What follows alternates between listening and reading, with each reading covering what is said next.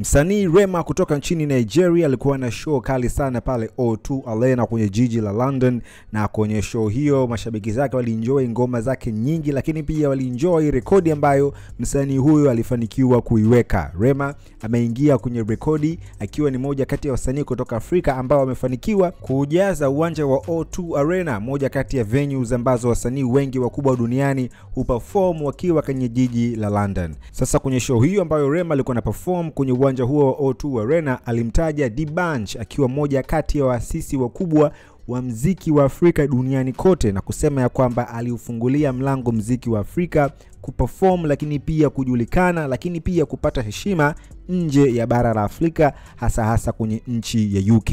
Unaweza kukumbuka kwamba D'banj ni moja kati ya wasanii ambao wapo kwenye kizazi kama kile cha kina Two Face, lakini pia kama kile cha kina P Square, ambao walifanikiwa kupata mafanikio ambayo wasanii wengi wa sasa wa Afrobeat wanayapitia, kama vile kufanya collab na wasanii wakubwa, lakini pia kuwa nominated kwenye awards na shows kubwa za muziki duniani, bila kusahau pia kushinda tuzo hizo, kufanya shows kwenye stages kubwa, lakini pia kuonekana kwenye matamasha ya fashion, ya movie, na kuonyesha sanaa yao kwenye majukwaa makubwa duniani. Mwaka 2012 ngoma ya D'banj Oliver Twist ilifanikiwa kuingia kwenye top 10 charts za UK, ikiwa ni kwa mara ya kwanza, na hivyo kutengenezea njia wasanii wengine kuingia kwenye chart kama hiyo kutoka Afrika. Lakini pia kwa upande wa Cardi B, msanii ambaye anafanya muziki wa hip hop nchini Marekani, one of the best female artists right now, amesema ya kwamba ana respect na kuheshimu sana watu ambao wanaitwa ghostwriters kwenye industry ya muziki duniani.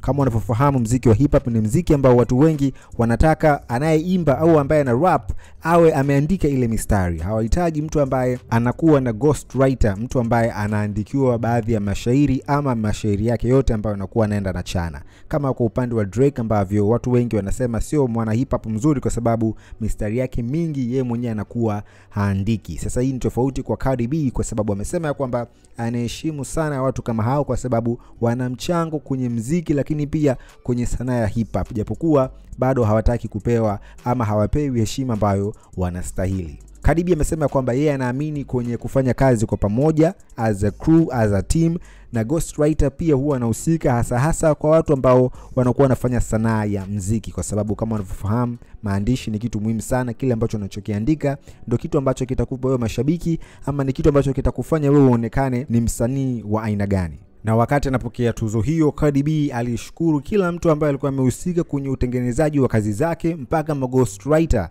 na akasema yeye hamwachi mtu wala ambagui mtu. So hii inaonyesha kwamba Cardi B ni msanii ambaye anaheshimu kile kitu ama anaheshimu mchango ambao mtu yoyote atauongezea ama atauweka kwenye sanaa yake ya muziki wa hip hop ambao anaufanya. Hii ni PJ Classic FM, that's what you're listening to right now. Usisahau kusubscribe kupitia YouTube channel yetu ambayo ni PJ Classic Media.